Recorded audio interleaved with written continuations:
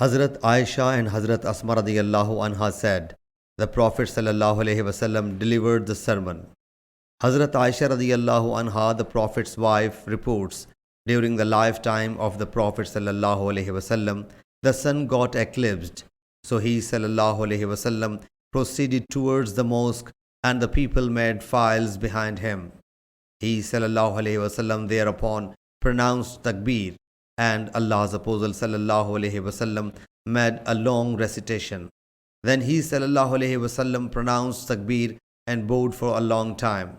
Thereafter he sallallahu alaihi wasallam pronounced Allah Jalla Jalaluhu, listened to him who praised him, stood erect and did not prostrate himself, but made a long recitation that was briefer than the previous one.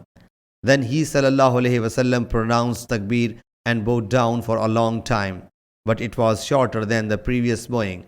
Thereafter he sallallahu alaihi wasallam pronounced, all praise be to you, O our Lord. Then prostrated himself and did the same in the second unit. So he sallallahu alaihi wasallam performed complete 4 bowing and 4 prostrations, and before they finished the prayer, the sun had got bright.